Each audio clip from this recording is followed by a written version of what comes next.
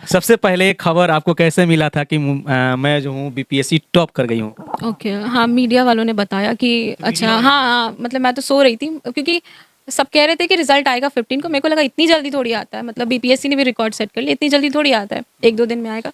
मैं सो रही थी तो सडनली पापा ने बोला अच्छा टॉप करेगी। मैं बोला अच्छा सीरियसली मतलब? तो फिर अभी हमारे साथ 68वीं बीपीएससी टॉप करने वाली प्रियांगी मेहता हैं, जो बिहार के पटना के संदलपुर के रहने वाली है। वही संदलपुर के जहां पर महान सम्राट अशोक का राजमहल हुआ करता था। सबसे पहले आपको बहुत बहुत बधाई और बहुत बहुत स्वागत है। जी, धन्यवाद। कैसा लग रहा है बीपीएससी टॉप करने के बाद? ऑब्वियसली ये फीलिंग अपने आप में बहुत बड़ी है। शुरू में तो मुझे यकीन नहीं हुआ कि हाँ ठीक है, मैंने बीपीएससी टॉप किया है। हाँ, लेकिन धीरे-धीरे ग्रेजुअली जब बहुत लोगों के फ़ोन आए, जब मैंने रिज़ल्ट चेक किया तब रियलाइज़ हुआ कि हाँ, मैंने टॉप कर लिया। लेकिन ये उपलब्धि अपने आप में इतनी बड़ी है कि ठीक है, मेरे लिए भी वो बहुत ओवरवेलमिंग हो जा रहा है। कभी सोची थी कि हम बीपीएससी की तैयारी कर रहे हैं, टॉप कर जाएंगे?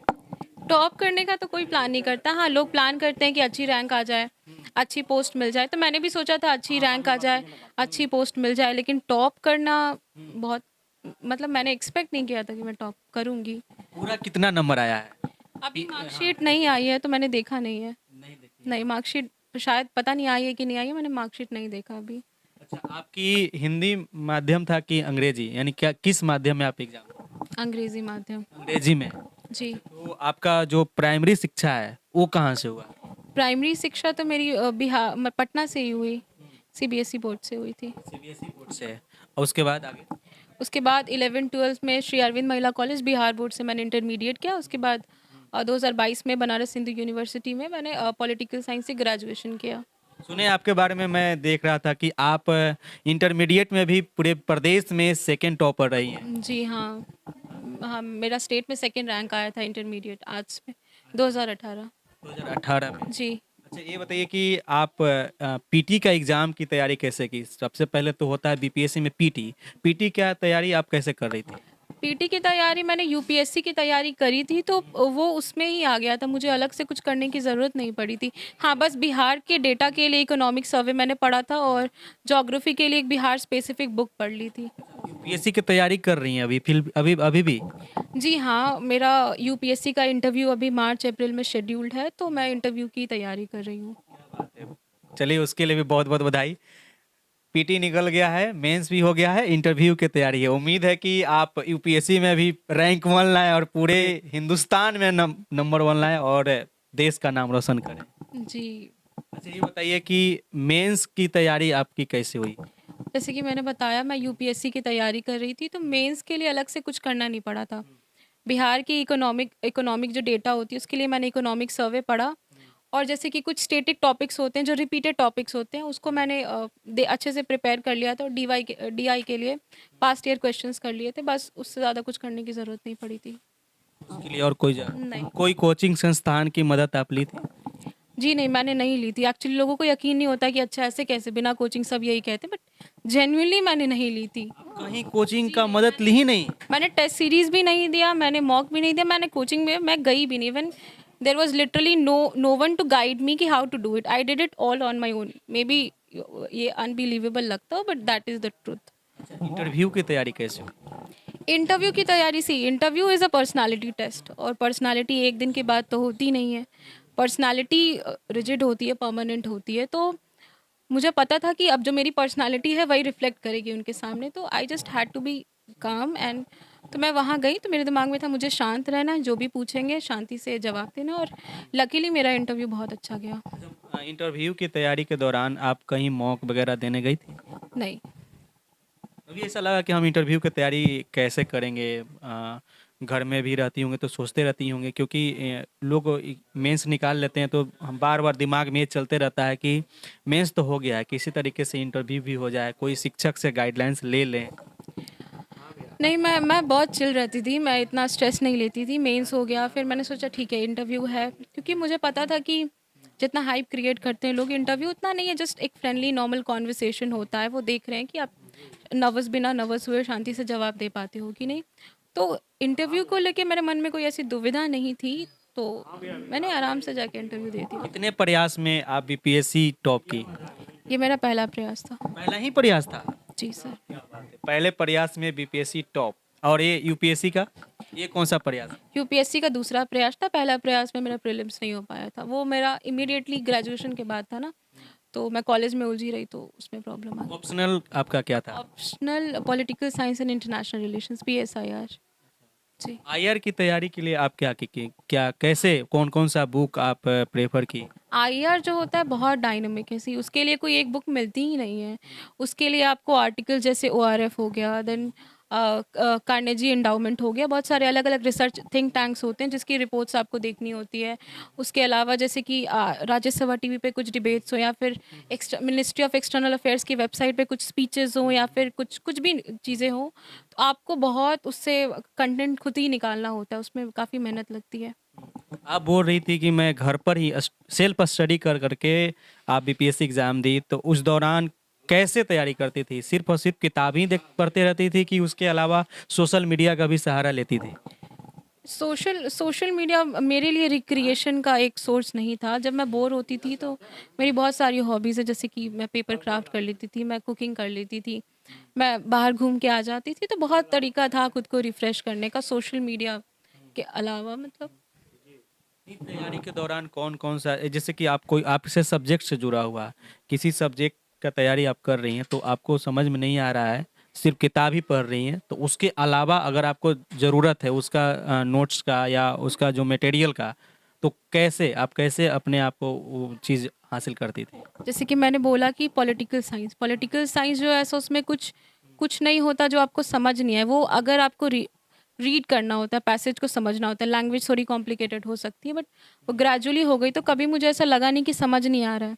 मैं ओरिजिनली या तो मैं इग्नू के स्टडी मटेरियल पढ़ लिया करती थी, या फिर IR के लिए जैसे मैंने बताया आर्टिकल्स, तो कभी ऐसा लगा ही नहीं कि कुछ एक्सटर्नल हेल्प लेनी चाहिए। पेपर वन जब आप एग्ज़ाम दे रही थी, उस वक्त कोई ऐसा सवाल जो आपको याद है? पेपर 1 तो बहुत टिपिकल सवाल आते हैं, जैसे कि वो the Indian act of 1858, then there this Birsa Munda rebellion, then फिर यूनाइटेड नेशंस से रिलेटेड वो जो सस्टेनेबल डेवलपमेंट गोल्स है उससे रिलेटेड क्वेश्चंस थे। काफ़ी सारे क्वेश्चंस थे उसमें। आप तो टॉप की हैं, आपको बहुत सारे स्टूडेंट देख रहे होंगे अभी आपको, जो बीपीएससी की तैयारी कर रहे हैं या सिविल सर्विस की तैयारी कर रहे हैं।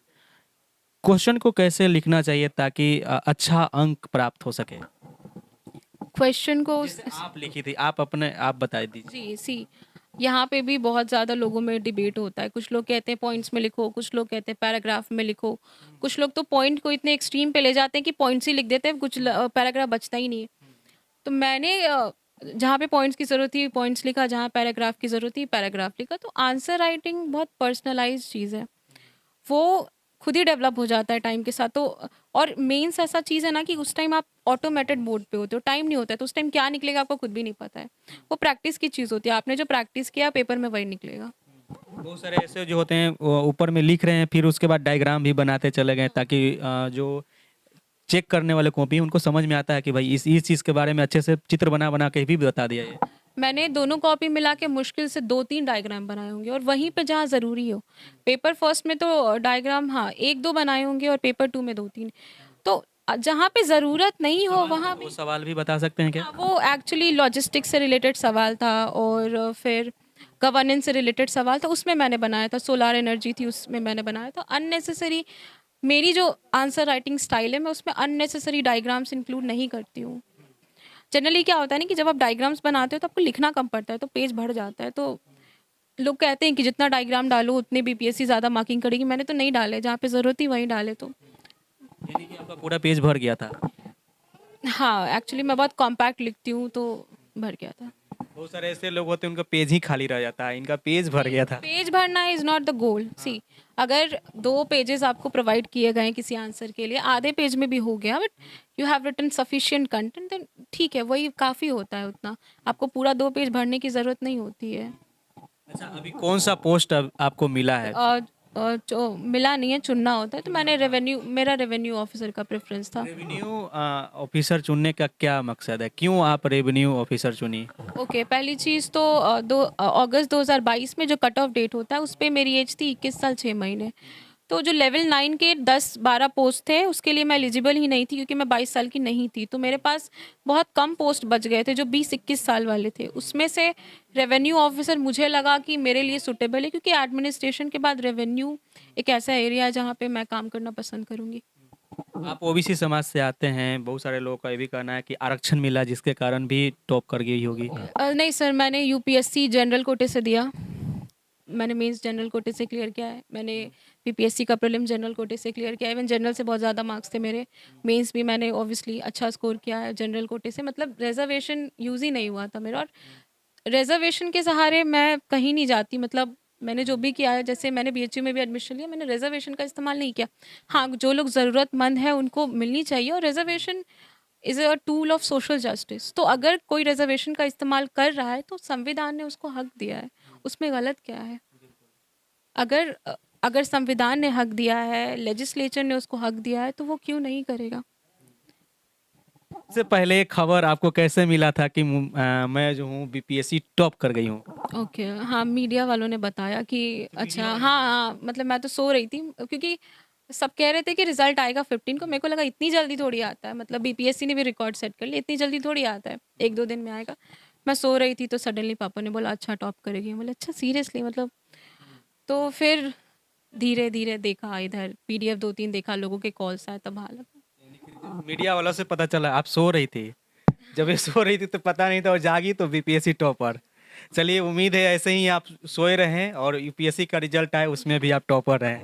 जी सर, धन्यवाद। तो ये हमारे साथ प्रियांगी मेहता हैं जिनसे अभी बातचीत कर रहे थे, और ये बीपीएससी टॉप की हैं। उम्मीद है कि सवाल जो आप लोग का होता है वो मैं पूछा हूँ, और भी कोई सवाल होगा तो आप लोग कमेंट करके बताइएगा। अगला सवाल फिर से मैं इनका आकर के इंटरव्यू लूँगा। जाते जाते एक सवाल और, उन लोगों को क्या कुछ संदेश देना चाहेंगे जो तैयारी में लगे हुए हैं, बार बार प्रयास कर रहे हैं? आप तो एक ही बार में निकाल ली हैं, जो लगातार प्रयास कर रहे हैं और बेचारे असफल हो जा रहे हैं। Sir hats off to them, क्योंकि इतना इतना अटेम्प्ट के बाद भी वो स्टिक करना उस चीज़ को, इतनी फेलियर के बाद भी उसमें बहुत हिम्मत लगती है। जो फर्स्ट अटेम्प्ट वाले होते हैं उन्होंने देखा ही नहीं वो परसिवरेंस, जब फैमिली भी एक टाइम पे आपका साथ छोड़ रही होती है, बहुत हिम्मत चाहिए होती है। तो मैं उन लोगों से कहूँगी आप ऑलरेडी मेरे से बहुत आगे हैं, आपकी जितनी हिम्मत मेरे में नहीं है, तो लगे रहिए। देखिए कि कहाँ पे गलती हो गई, मे बी, क्योंकि मे बी कभी होता है हम सेम लूप में होते हैं, सेम मिस्टेक्स रिपीट करते हैं। तो थोड़ा ब्रेक लीजिए और थोड़ा असेस करिए कि कहाँ पे प्रॉब्लम हो रही है, and just try to rectify that. आप सिविल सर्विस की तैयारी कर रही हैं, आपकी क्या एम्बिशन है, क्या बनना चाहती हैं आप? ऑब्वियसली मुझे तो नहीं लगता है कि आप यहाँ पर रुकने वाली हैं। जी सर, ऑब्वियसली आईएएस सबका पहला प्रेफरेंस होता है, मेरा भी वही है। उम्मीद है आप लोग को काफी अच्छा लगा होगा। आप देख रहे थे CK TV India news, Chitranjan Kushwaha के साथ। नमस्कार, जय हिंद।